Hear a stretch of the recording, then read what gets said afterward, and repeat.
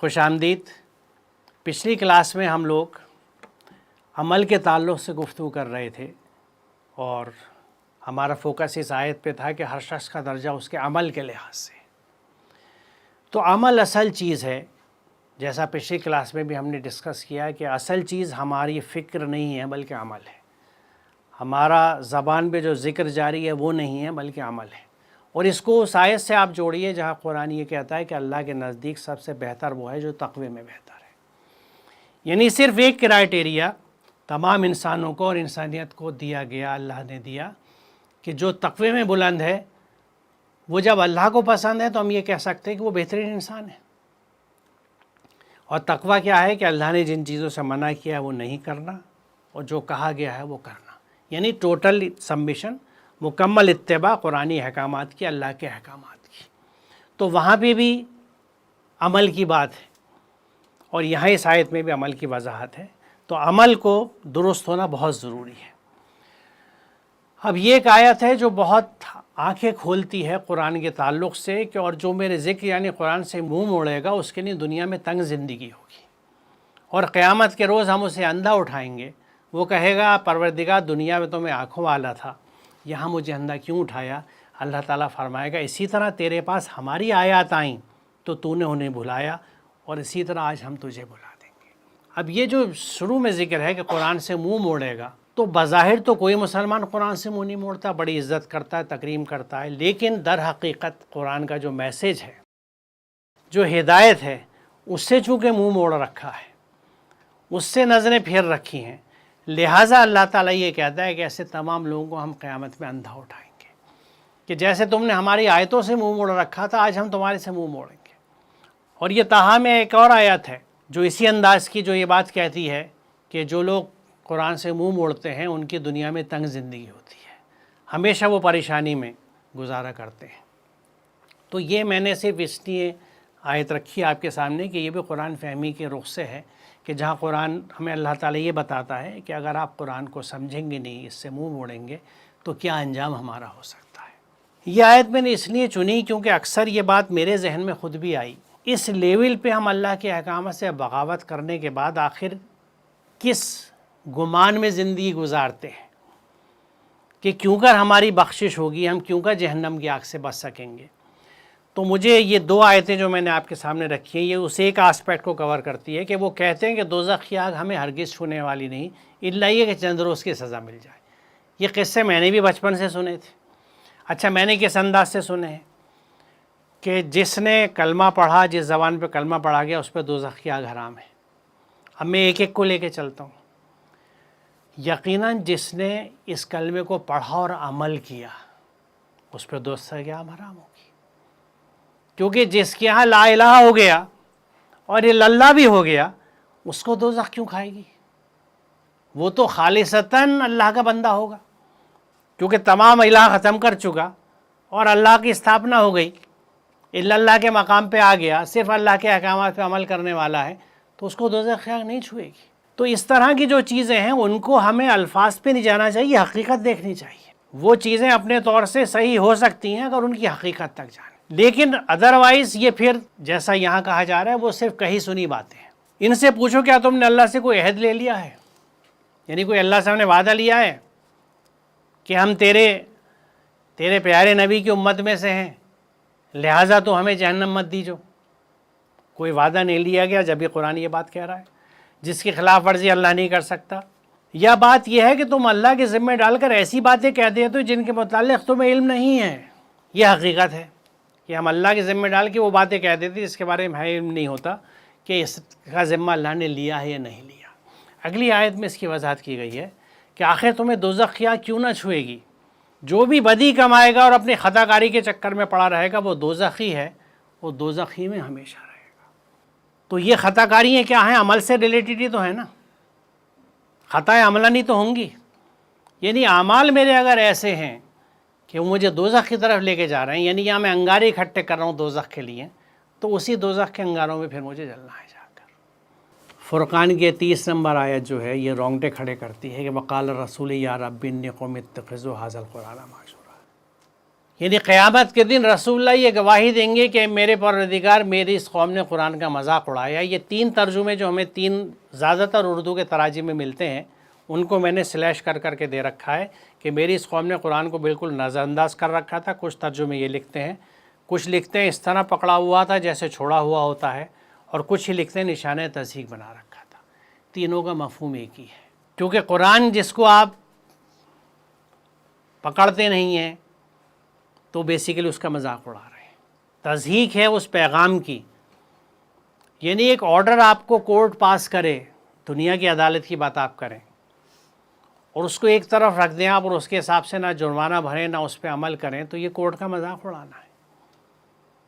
آپ بیماری کی شکایت لے کے ایک ڈاکٹر کے پاس گیا، اس نے آپ ایک نسخہ بتایا، کچھ پرہیز بتایا، آپ نے اس کو لا کے فریم کر کے لگا دیا، عمل کر نہیں رہے، تو ڈاکٹر کا مذاق اڑانا ہے. کہ جس قوم کا نبی قیامت کے دن یہ گواہی دے کہ اس قوم نے قرآن کو چھوڑ رکھا تھا، مہجور کر رکھا تھا، اس قوم کی حالت کیا ہوگی.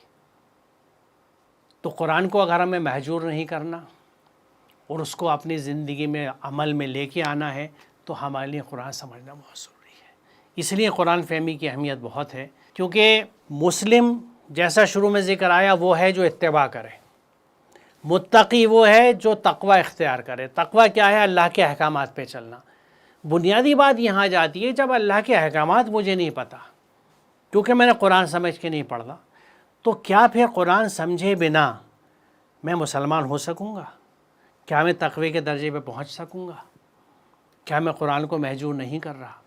یہ وہ سوال ہیں جن کو آپ کو ذہن میں رکھنا ہے.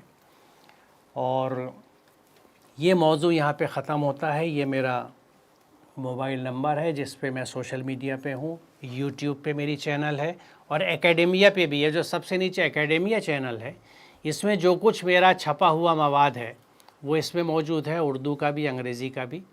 یوٹیوب میں میرے لیکچر ہیں قرآن سے متعلق مختلف موضوعات پہ، انگریزی میں بھی ہیں اردو میں بھی ہیں. اور ای میل ایڈریس ہے میرا جس پہ آپ مجھ سے رابطہ قائم کر سکتے ہیں. تو اب ان 3 کلاسوں میں گزشتہ جو ہم نے موضوعات کا احاطہ کیا ہے، جو تصور پیش کیا ہے، جس قرآن فہمی کی اہمیت کی بات کی گئی ہے، اس سے متعلق آپ کے پاس جو سوالات ہیں اب آپ اس پہ گفتگو کر سکتے ہیں، سوال مجھ سے پوچھ سکتے ہیں. آج کا جو سیشن تھا وہ ایک لحاظ سے جو ہے ہم لوگوں کے لیے بالکل نیا تھا، کہ اس معنی میں کہ قرآن کے جو پڑھنے یا پڑھانے کا جو عام کانسیپٹ ہے ہمارے معاشرے میں، وہ یا تو صرف ثواب کی نیت سے ہوتا ہے، یا بہت زیادہ اگر ہم تعلیم بھی دیکھتے ہیں تو وہ ایک مسئلے مسائل کے ہی نیت سے ہو جائے. تو اس کی کیا وجہ، یعنی اس کی کیا وجہ ہو سکتی ہے ہمارے معاشرے میں کہ یہ اس یعنی ہدایت کی کتاب اور ایک علمی تناظر میں جو ہے قرآن کو عام کیا جائے، اور اس کے لیے جو ہے ہم کس نہج کو متعین کریں کہ ہم کس طرح سے مطالعہ کریں کہ یعنی کہ ان دونوں نہج سے ہٹ کے ہمارے اندر یہ فہم اور شعور پیدا ہو جائے. دیکھیے اس کی میرے خیال میں وجوہات پہ ہم نہ جائیں تو بہتر ہے، کیونکہ وہ اہم نہیں ہے. ہمیشہ ہمیں آگے کی طرف دیکھنا چاہیے، کیونکہ کل جو گزر گیا وہ تو چلا گیا، آگے آنے والے کل کی طرف ہم دیکھیں. قرآن کو سمجھنے کے لیے ایک بنیادی چیز جو میں ایک طالب علم کے طور پہ سمجھتا ہوں وہ یہ ہے کہ، اور یہ مجھے سائنسی تربیت نے چیزیں سکھائی ہیں، کہ ہمارا ذہن صاف ہونا چاہیے.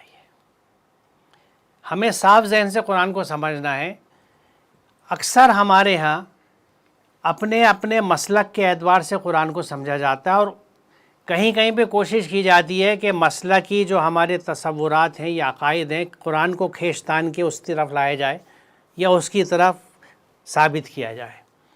آپ محض ایک طالب علم کی کیفیت سے ذہن صاف کر کے صرف قرآن پہ فوکس کریں اور اس کو سمجھ کے چلیں.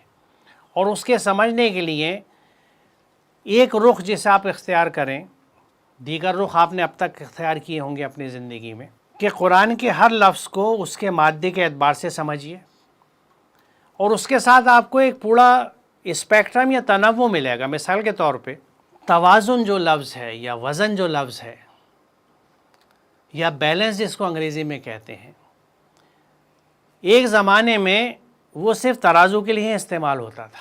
آج اس توازن میں ہم ہر چیز کو لے کے چلتے ہیں، کیونکہ زبانیں بھی گرو کرتی ہیں، ایوالو ہوتی ہیں. چاہے وہ انگریزی ہو چاہے وہ عربی ہو. عربی میں اتنی وسعت ہے کہ مثال کے طور پہ اگر آپ فساد کے لفظ کو دیکھیں فے سین دال، تو اس میں محض جھگڑی والی بات نہیں ہے جو ہم جھگڑا فساد بولتے ہیں. اس میں ہر طرح کا امبیلنس، عدم توازن، تفریق، انیکولیٹی، یہ سارے مفاہیم ہیں جو فے سین دال کے مادے میں. تو اب جب مادہ کھلا آپ کے سامنے تو آپ کے سامنے ایک الفاظ کی ایک بارات لگ گئی، اور آپ آج کے تناظر میں آج کے علمیت کے اعتبار سے مناسب ترین لفظ کو استعمال کر کے اس آیت کو اس طرح سمجھا سکتے ہیں. مثال کے طور پہ وَلَا تُفْسِدُوا فِي الْأَرْضِ بَعْدَ إِصْلَاحِهَا والی بات جو ہے، تو زمین پہ فساد مت پھیلاؤ. تو یہاں اگر ہم اس فساد میں ماحول کے فساد کو جیڑ کے چلیں تو پھر یہ حکم بنے گا کہ کسی طرح کا آپ فاسد مادہ فضا میں خارج مت کیجیے. کوئی پولیوٹنگ گیسز خارج نہیں کرنی، پولیوٹنگ پانی نہیں نکال کے پھینکنا، اپنی گھر کی غلاظتیں اور کچرا باہر نہیں پھینکنا، یہ سب فساد فی الارض ہے، اور اس سے قرآن ہمیں منع کرتا ہے. تو مادے کے اعتبار سے ہر لفظ کی گہرائی اور گہرائی کو جانچنا اور اس کو قرآن میں فٹ کرنا، اور پھر یہ دیکھنا کہ وہ مادہ یا وہ لفظ قرآن میں کتنے تناظر میں استعمال ہوا ہے، کن کن آیات میں. اور اب پہلے تو ذرا مشکل ہوا کرتا تھا، میں نے جب یہ سلسلہ شروع کیا تھا تو کسی ایک لفظ یا کنسیپٹ کو سمجھنے کے لیے پورے قرآن کا ورد کرنا پڑتا تھا اور نوٹس بنانے پڑتے تھے.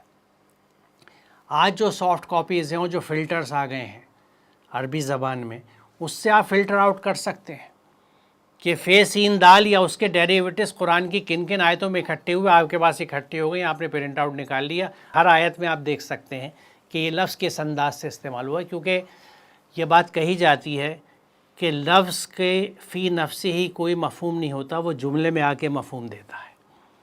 تو یہ ایک عام بات ہے، لیکن عربی پہ یہ صادق نہیں آتی، کیونکہ اس میں تو ہر چیز کا مادے کے اعتبار سے مفہوم ہے. وہ کون سا مفہوم اس وقت ہم استعمال کر سکتے ہیں، یہ حکمت ہمیں آج کے دور اور آج کے علوم کی مدد سے ملتی ہے. اس انداز سے اس پہ غور ہونا چاہیے. لیکن یہ حقیقت ہے کہ بہت ضروری ہے کہ اس انداز سے علمی تناظر میں قرآن کو سمجھا جائے اور اس کے مفہوم کو لکھا جائے ہر زبان میں اور وہ لوگوں تک پہنچایا جائے. اور گھر سے ہی بچوں کی شروع سے تربیت قرآن فہمی کے ساتھ ہو، قرآن سمجھنے کے ساتھ ہو، اور اس کا عملی پہلو جڑے. دیکھیے قرآن سمجھنے کے بعد اگر ہم اس پہ عمل نہیں کرتے تو یہ بات بڑی تکلیف دہ ہو جاتی ہے. قرآن پہ عمل بڑا ضروری ہے، اور جو بنیادی چیزیں ہیں خاص طور سے جو آج کے سماج کے لیے اگر ہم موجودہ حالات میں دیکھیں تو ہر ایک انسان کی عزت کرنا، اس کے افکار کی، اس کے عقائد کی، یعنی ہمیں نفرتیں کسی سے نہیں ہیں. قرآن میں کسی جگہ یہ ذکر نہیں ہے کہ کسی شخص سے آپ نفرت کیجئے. آپ مجھے بتا دیجئے. جس طرح قرآن میں یہ ذکر نہیں ہے کہ آپ کسی سے کچھ لے لیجئے. ہمیشہ ینفقون و ایتا کا ذکر ہے. وجہ کیا ہے؟ کیونکہ شروع میں ڈکلیئر کر دیا کہ ایاک نعبد و ایاک نستعین.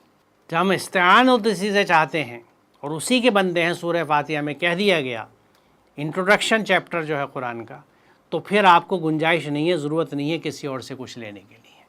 آپ کا کام صرف دینا ہے. تو اس رخ سے قرآن کو سمجھنا اور عملاً اس کو زندگی میں لاگو کرنا، ہر ایک کی عزت کرنی ہے، ہر ایک سے اچھا بولنا ہے، برائی کے بدلے میں برائی نہیں کرنی. اور ایک بہت بڑا جو حکم قرآن کا خدمت کا ہے، خدمت کرنی ہے، ہر ایک کی عزت کرنی ہے، خدمت کرنی ہے. آپ تصور کیجئے کہ یہ سماج جب وجود میں آئے گا تو وہ کیا کیفیت ہوگی. یہ وہ مسلم سماج ہوگا جو جب تک تھا موجود اس وقت تک اس کی ایک تکریم تھی، بلکہ ان کے پاس خلافت بھی تھی. کیونکہ قرآن پھر یہ کہتا ہے کہ اگر ہم پھر سے اگر مومن ہو جاتے ہیں تو پھر وہ ہمیں اسی طرح زمین میں خلیفہ بنائے گا جس طرح اس سے پہلے بنا چکا. السلام علیکم. ثناء اللہ رامپوری نام ہے. آپ نے دوران لیکچر کہا تھا کہ قرآن فہمی کے لیے عربی زبان ضروری نہیں ہے، اور اب کے دور میں قرآن سمجھنے کے لیے ہمیں ترجمے اور تفسیر کی طرف رجوع کرنا پڑے گا.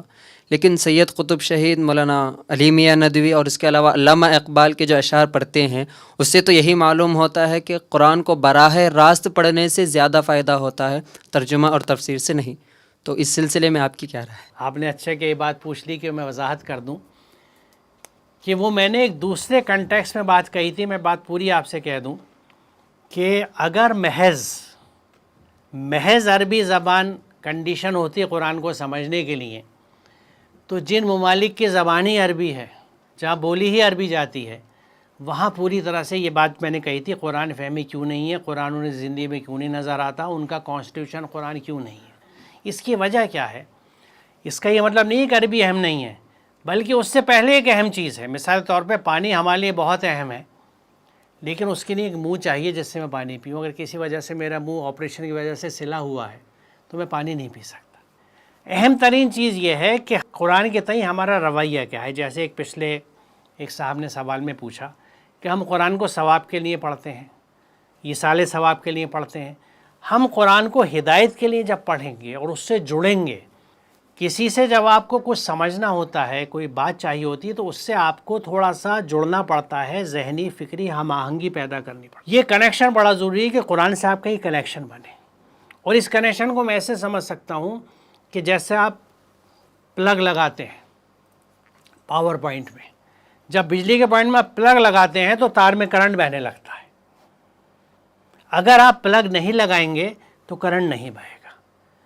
قرآن کو قلب سے جوڑنا اور قلب سے جڑنا اس نیت اور دعا کے ساتھ کہ یا اللہ کتاب ہدایت ہے تو مجھے اس سے ہدایت دے دے، یہ تیرا وعدہ ہے۔ اس نیت سے آپ قرآن سے جڑیں گے تو آپ کو ہدایت مل جائے گی۔ اور اس میں یقیناً پھر آپ کو بنا عربی کو، کیونکہ بات تو ابھی مادے کی ہو رہی تھی، آپ اصل کے تراجم میں تو خود کمیاں ہیں جن کا ذکر میں نے آپ سے کیا کہ زیادہ تر آپ تراجم میں دیکھیے قرأت کا ترجمہ بھی پڑھنا ہوگا، تلاوت کا بھی پڑھنا ہوگا، جبکہ زمین آسمان کا فرق ہے پورے تصورات میں۔ تلاوت کرنے والے کو مومن کہا جاتا ہے، قرأت کرنے والے کو مومن نہیں کہا گیا قرآن نے۔ تو اور اس کے لیے مجھے ایک علامہ اقبال کا بہت شعر پسند ہے جس میں بات کو بڑی خوبصورتی سے انہوں نے کہا ہے کہ تیرے ضمیر پہ جب تک نہ ہو نزول کتاب، تیرے ضمیر پہ جب تک نہ ہو نزول کتاب، گرہ کشا ہے نہ راضی نہ صاحب کشاف۔ تو ضمیر پہ نزول کا جو معاملہ ہے، جب آپ دل سے کنیکٹ ہوتے ہیں قرآن سے، اور پھر قرآن خود اس بات میں اللہ تعالیٰ وعدہ کرتا ہے کہ جو ہم سے ہدایت مانگتا ہے اسے ہم ہدایت دیتے ہیں۔ تو اگر آپ نے دل سے ہدایت مانگی کہ یہ اللہ کی کتاب ہدایتیں تیری اور میں اسے سمجھنا چاہتا ہوں تو اسے آسان کر دے میرے لیے، تو پھر یہ ناممکن نہ ہو، کیونکہ اس کا وعدہ ہے اور اس کی بات کبھی تبدیل نہیں ہوتی، اس کے وعدے کبھی غلط نہیں ہوتے، حق ہوتا ہے۔ جو آپ نے کہا پہلے کہ قرآن عام فہم ہے، ہر انسان اس کو سمجھ سکتا ہے، تو جب ایک نوجوان قرآن کو سمجھنے کی کوشش کرتا ہے اور اس کو عربی نہیں آتی، ظاہر سی بات ہے وہ ترجمے دیکھے گا۔ جب وہ جاتا ہے سمجھنے کے لیے تو ہر مسلک کے لوگ، ہر فرقے کے لوگ اس کو کھینچتے ہیں کہ تم یہ ترجمہ پڑھو، یہ ریفر کرو، اور ہر ایک فرقے کے حساب سے ہر دوسرا فرقہ غلط ہوتا ہے، اس کا لفظ میں ترجمہ کیا گیا غلط ہوتا ہے۔ اگر آپ اس ترجمے کے پڑھو گے صراحتاً وہ کہہ دیتے ہیں کہ آپ کافر ہیں۔ تو اس میں ایک نوجوان بہت کشمکش کا شکار ہوتا ہے کہ اس کو جانا کہاں ہے، تو اب وہ کیا کرے گا؟ آپ کا سوال صحیح ہے، لیکن اس میں ایک چیز یہ عرض کروں گا کہ اب بھی کچھ اس انداز کے تراجم ہیں قرآن کے جن پہ مسلکی چھاپ بہت کم ہے۔ تو ہونا یہ چاہیے، دیکھیے اکثر ہم کیا کرتے ہیں، قرآن ترجمے کی بات آپ کریں یا قرآن گھروں میں موجود دیکھیں تو آپ خود انالیسس کریں اگر اپنے گھر کی آس پڑوس کی، کہ گھر میں جو قرآن ہے وہ آیا کہاں سے۔ بہت کم لوگ ہوں گے جو مارکیٹ سے جس طرح کپڑا چھانٹ کے پسند کر کے لے کے آئے انہوں نے اس طرح قرآن خریدا ہوگا ہدیہ دے کے۔ کوئی کہے گا میں والا حج کرنے گیا تھا وہاں ملا تھا وہاں سے لے آیا، کوئی کہے گا فلاں محفل میں گیا تھا وہ اسلم پرویز صاحب کا انتقال ہو گیا تھا، یہ سال ثواب کی مجلس تھی تو وہ قرآن تقسیم ہوئے تھے میں لے کے آ گیا۔ تو ہمیں مارکیٹ میں جا کے دیکھنا چاہیے کہ جس زبان میں ہمیں قرآن چاہیے اس میں کتنے ترجمے ہیں، ایک ایک ترجمے کو دیکھیے اور جو آپ کو لگے کہ زیادہ اچھا آپ کو سمجھ میں آ رہا ہے اس کو لے لیجیے۔ اس کے بعد دوسرا مرحلہ یہ ہے کہ آپ مجھے یہ بتائیے کہ اگر آپ ریسرچر ہیں اور مان لیجیے سائنس کے کسی سبجیکٹ میں آپ ریسرچ کر رہے ہیں یا ہسٹری میں بھی کر رہے ہیں یا کسی سبجیکٹ میں، اور آپ کو ایک جرمن اسکالرشپ ملتی ہے، آپ جرمن چلے جاتے ہیں تو وہاں 6 مہینے کا وقت ملتا ہے آپ کو زبان سیکھنے کا، اس کے بعد آپ کا کام شروع ہوتا ہے۔ ہم 6 مہینے میں وہ زبان سیکھ لیتے ہیں، چاہے فرانس جائیں تو فرینچ سیکھتے ہیں، ڈیٹ فیلوشپ مل جائے تو ڈینش سیکھ لیتے ہیں، تو ہم عربی کیوں نہیں سیکھ سکتے؟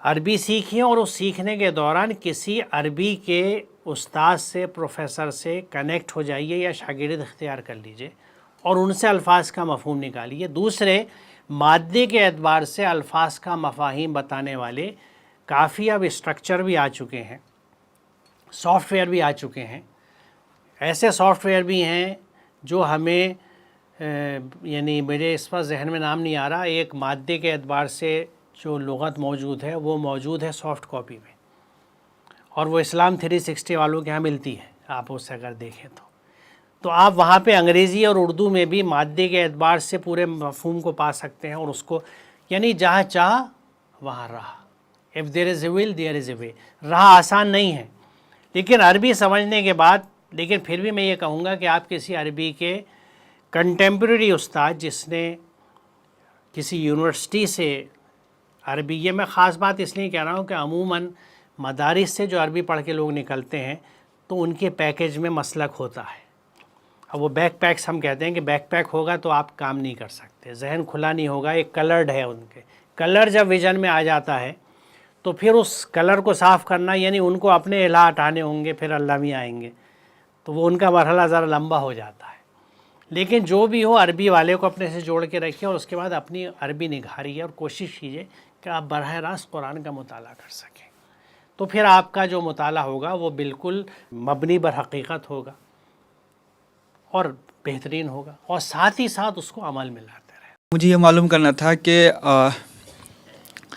کہ قرآن کی اخلاقی اور سماجی تعلیمات بہت ہی زیادہ اچھے ہیں، اور اس کو امپلیمنٹ کرنا ہی مشکل لگتا ہے مجھے خیال سے۔ اور جہاں تک دیکھیں، سوسائٹی کا ایک چھوٹا یونٹ ہوتا ہے، ایک خاندان و فیملی ہوتی ہے، لیکن ہم اس کو بھی اچھی طرح سے امپلیمنٹ نہیں کر پاتے ہیں، قرآنی تعلیمات کو، قرآنی اخلاقیات کو۔ تو مجھے کبھی کبھی ایسا فیل ہوتا ہے کہ یہ یوٹوپین کی بات کرتا ہے قرآن کریم، یوٹوپین سوسائٹی کی بات کرتا ہے، جس کو صرف جیسے عاصم صاحب نے کہا کہ صرف تلاوت کے لیے ہی ایک رکھ دیا گیا ہے اور ثواب کی نیت سے۔ کیسا لگتا ہے کہ جو قرآن کو سمجھتے بھی اچھی طرح سے تو اس پہ اچھی طرح سے عمل نہیں کر پاتے ہیں۔ تو لگتا ہے مجھے اس طرح سے یوٹوپین سوسائٹی کی بات کر رہے ہیں، یوٹوپین۔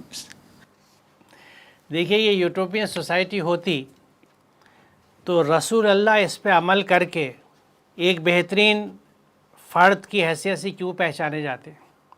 مائیکل ہارٹ جب 100 گریٹس بک لکھتا تو بذات خود ایک پریکٹسنگ کرسچن ہو کے، اور یہ اس کے انصاف کی حقیقت ہے کہ وہ غیر مسلم ہے لیکن انصاف پہ کام کر رہا ہے، اس کتاب میں مائیکل ہارٹ کی 100 گریٹس پہ نمبر 1 پہ رسول اللہ صلی اللہ علیہ وسلم ہے، اور جیزس کرائسٹ کافی بعد میں، کیونکہ وہ منصف مزاج آدمی تھا، انصاف کرتا تھا، اس لیے اس نے لکھا ہے کہ he was the most successful person in religious and secular spheres, کہ دینی معاملات میں اور سیکولری دنیاوی معاملات میں بھی وہ بہترین ہستی اور بہترین نمونہ تھے۔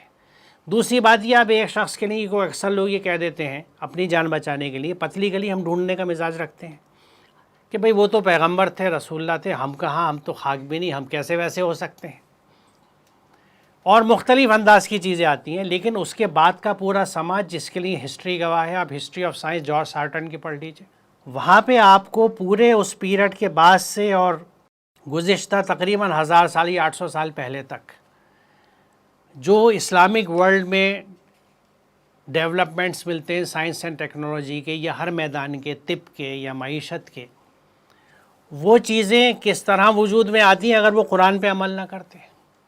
تو وہ پوری رسول اللہ کے بعد سے جو سماج بنا اور وہ پیچھے تقریباً 1000 سال تک چلا ہے، تو وہ یوٹیوبین کیسے ہو سکتا ہے؟ It was very much there. اس سے میں اس طرح سمجھ سکتا ہوں کہ جب ہماری نفسانی خواہشات اتنی بڑھ جاتی ہیں اور نفس اتنے پکے ہو جاتے ہیں یا سخت ہو جاتے ہیں تو ہم قرآن پہ عمل نہیں کر پاتے، ورنہ مجھے نہیں لگتا کہ مجھے کون روک سکتا ہے قرآن پہ عمل کرنے سے۔ مثال کے طور پہ کیا یہ مشکل ہے؟ میرے لیے ہو سکتا ہے، لیکن ناممکن نہیں ہے کہ میں ہر ایک شخص کی عزت کروں، ہر ایک شخص سے اچھا بولوں، میرے پاس جو کچھ ہے اسے دوں۔ یہ عملاً پاسبل ہے اور کرتے ہیں لوگ، لیکن میں کرنا نہیں چاہتا اور یہ دیکھتا ہوں کہ چاروں طرف لوگ ایسا نہیں کر رہے۔ تو دیکھیے، قرآن میں ہر چیز کا جواب ہے۔ قرآن یہ کہتا ہے کہ اس زمین پہ بسنے والوں کی اکثریت پہ تم چلو گے تو وہ تمہیں گمراہ کر دیں گے، کیونکہ اکثریت گمراہ ہے۔ یہ قرآن ثابت کرتا ہے کہ اکثریت گمراہ ہے۔ ہم آج کے زمانے میں دیکھتے ہی ڈیموکریسی میں میجورٹی کو ہے، تو میجورٹی اگر جہنم کی طرف جا رہی ہے تو آپ بھی تیار ہیں تو چلے جائیے اس طرف، ورنہ کریٹ یور اون نش۔ تو ایسا نہیں ہے کہ چیزیں ممکن نہیں ہیں، میرے لیے مشکل ہو گئی ہیں کیونکہ میں ان کو ہوتا نہیں دیکھ رہا چاروں طرف، اور میرے اندر وہ اخلاقی جرت نہیں ہے کہ میں کھڑا ہو سکوں کہ نہیں میں ایسا نہیں کروں. میں اپنی زندگی کے واقعات آپ کو بتاؤں تو میں نے بہت کچھ اللہ کے احکامات کے حساب سے کیا ہے اور مجھے اس سے کوئی نقصان نہیں ہوا, مجھے فائدہ ہی ہوا ہے. یہاں موقع نہیں ہے اس وقت کہ میں وہ ان پورے واقعات کا ذکر کروں, کیونکہ میری زندگی 2 حصوں میں ہے. ایک حصہ وہ ہے جس میں ایک روایتی مسلمان ارکان کی زندگی گزارتا تھا, اور قرآن سمجھنے کے بعد سے میری زندگی کا ایک دوسرا رخ سامنے آیا ہے جس میں قرآن کو سمجھ کے اس پہ عمل کرنے کی کوشش کرتا ہوں اور اس کام کو ایک دوسرے انداز سے لے کے چلتا ہوں. تو یقیناً یہ قابل عمل ہے, اور اس کا ثبوت وہ ہسٹری ہے جو اسلامی پیریڈ کی تھی. اس سے آپ پڑھیں گے تو آپ کو اندازہ ہو جائے گا کہ سوسائٹی میں کیا ہوتا تھا. وہاں ایک خلیفہ وقت سے پوچھا جا سکتا ہے کہ تمہارا کرتا لمبا کیوں ہے, اتنا کپڑا تو کسی کے حصے میں نہیں آیا تھا, اور اس عورت کو کوئی سزا نہیں ملی. بلکہ میں اکثر اس بات کا ذکر کرتا ہوں, اور یہ درس و تدریس سے جڑی ہوئی اس لیے مثال میں آپ کو دیتا ہوں کہ ایک ذکر ہے, ایک واقعہ قرآن میں آپ میں سے اکثر لوگوں نے پڑھا ہوگا کہ حضرت ابراہیم نے اللہ تعالیٰ سے سوال کیا کہ یا اللہ تو مجھے یہ بتا دے مردوں کو کیسے زندہ کرے گا. اللہ تعالیٰ نے کہا ابراہیم کیا تو ایمان نہیں رکھتا؟ کہا ایمان تو رکھتا ہوں, دل کا اطمینان چاہیے. تو اللہ نے کہا اچھا 4 پرندے لے, ان کو سدھا لے اور ان کے ٹکڑے 4 پہاڑوں پر رکھ اور انہیں آواز دے, دیکھو کھینچے چلے آتے ہیں. اب ذرا رک کے اس واقعے کو آیت بنا لیجیے, یعنی اس پہ غور و فکر کیجیے. پہلی چیز کیا ملتی ہے اس میں کہ جب اللہ تعالیٰ سے سوال ہو سکتا ہے تو ہر ایک سے سوال ہو سکتا ہے. دوسری بات یہ کہ سوال کرنا سنت ابراہیم ہے, کیونکہ حضرت ابراہیم نے سوال کیا. تیسری بات یہ کہ جب سوال کیا گیا تو اللہ تعالیٰ نے کیسے ریسپونڈ کیا, اور پھر اس میں آپ ریسپانس اپنے اکابرین کی دیکھیے گا.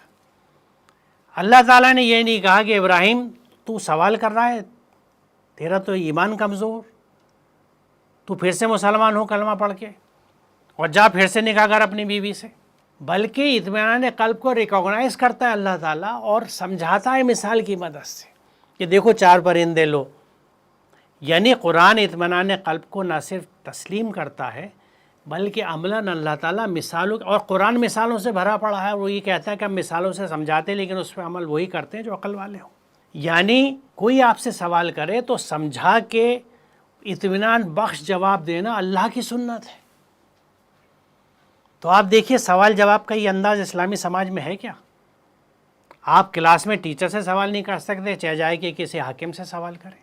تو اس کا یہ مطلب نہیں ہے کہ نظام خراب ہے. تو ایسے بہت سے نکات اور جسے کہتے ہیں چشم کشا چیزیں قرآن کے اندر موجود ہیں, لیکن بات وہی ہے کہ جب آپ قرآن کو ہدایت کی نیت سے پڑھتے ہیں. فار ایگزامپل ہم لے سکتے ہیں سعودی عربیہ کو, جو لوگ ایک شرعی اسٹیٹ مانتے ہیں, وہاں پہ جو شرعی حکام نافذ ہوتے ہیں وہاں پہ. کل میں نیوز پڑھا تھا اس کا کہ وہاں پہ ٹوریزم منسٹر نے ہوٹلوں میں یہ کپلز کو میریڈ ہو یا ان میریڈ ہو کسی طرح کا بھی الاؤ کر دیا رہنے کے لیے وہاں پہ. تو ہم مانتے تھے سعودی عربیہ ایک سوسائٹی, اسلامی سوسائٹی ہے کچھ حد تک, وہاں بھی اس طرح کے ہو رہے ہیں. ابھی کا میں تناظر میں بات کر رہا تھا. آپ ٹھیک کہہ رہے ہیں, لیکن بات یہ ہے کہ آپ نے غلط سوچا اور غلط فیصلہ کیا. چیزوں کو عقیدت مندیوں سے نہیں حقائق کی بنیاد پہ دیکھا کریں. جہاں غلط ہو رہا ہے وہ غلط ہے, اس کے کہنے کی ہمت ہونی چاہیے. اور وہاں بہت کچھ غلط ہو رہا ہے, بہت سی جگہوں پہ ہو رہا ہے. ہم کسی کو, لیکن یہ بات آپ کی صحیح ہے اس معنی میں کہ دنیا تو اس کو اسی طرح دیکھتی ہے. ابھی آپ دیکھتے جائیے آگے آنے والے لوگ سوال یہ اٹھائیں گے کہ پھر آپ کا کون سا اسلام صحیح ہے. وہ اسلام جو عورت کے لیے محرم کو مسٹ کرتا تھا سفر میں, یا یہ اسلام جو اب محرم کی اجازت دے رہا ہے. وہ اسلام جو عورت کو تنہا کسی ہوٹل میں کسی غیر کے ساتھ رکنے کی اجازت نہیں دیتا تھا. یعنی اس سے یہ اسلام کے راستے میں ایسے کانٹے بو رہے ہیں جو اب تک بوئے جائے ہیں. لیکن یہ وہی چیزیں ہیں جو مین میڈ ہیں, ہیومن انٹرپریٹیشنز. یہ قرآنی حقائق نہیں ہیں. آپ جب تک قرآن کی حقیقت کو سامنے نہیں لائیں گے اور اس پہ عمل نہیں کریں گے, دنیا تو بھٹکتی ہے. آپ کیوں بھٹکتے ہیں؟ ہم کیوں بھٹکتے ہیں؟ کیونکہ ہم تو حامل قرآن ہیں نا, ہمارے پاس تو قرآن ہے, ہمارے پاس تو حق ہے, ہمارے پاس تو حقیقت ہے. ہم کیوں نہیں اس کو دیکھتے اور یہ ہمت جٹاتے کہ یہ غلط ہے؟ ہم کیوں نہیں جٹا پاتے؟ کیونکہ ہم یہ دیکھتے ہیں کہ اس میں ہمارے اکابرین خاموش ہیں. دیکھیے کسی اکابرین کا کوئی طبقہ قرآن پیدا نہیں کرتا, یہ آپ کے پیدا کردہ ہے. آپ کی اتباع صرف قرآن سے ہے. آپ دوسروں سے اتباع جوڑتے کیوں ہیں اپنی؟ ان کو کیوں اپنا ولی سمجھتے ہیں؟ سمجھتے ہیں تو یہی بھٹکاوے آتے ہیں، کیونکہ پھر آپ کو پتہ لگتا ہے کہ یہ تو رنگ بدلنا ہے، کیونکہ ان کے پیچھے ان کی مصلحتیں، ان کی معیشت، ان کے کاروبار ہیں۔ تو یہ ایک الگ موضوع ہے، لیکن عقل استعمال کر کے ہمیں چلنا چاہیے۔ جہاں دیکھیے اگر ایسا ہوتا تو آپ یہ بھی چیز نوٹ کر لیں جو بڑی چشم کشا ہے اور بڑی اس میں ہمارے لیے ہدایت بھی اور نصیحتیں بھی ہیں، کہ اس وقت جو سو کالڈ اسلامی ملک یا مسلم ممالک تھے انہی میں آگ لگی ہوئی ہے۔ تو یہ سب چیزیں ہمیں انوائٹ کرتی ہیں کہ ہم سوچیں، غور و فکر کریں کہ یہ ہو کیا رہا ہے۔ کیا وہی عمل تو شروع نہیں ہوگا کہ ذلت اور خواری جو ہلاکتیں ہیں ہماری، کیونکہ ہم نے اسلام کے ساتھ وہ کیا ہے، وہ مذاق کیا ہے جو نہیں کرنا چاہیے تھا۔ بہت شکریہ آپ کا۔ انشاءاللہ اگلی کلاس میں ہم اسلام اور علم کے موضوع میں بات کریں گے، یعنی اسلام میں، قرآن میں علم کا کیا تصور ہے اور آج کے زمانے میں ہمارے علم کا کیا تصور ہے۔ شکریہ۔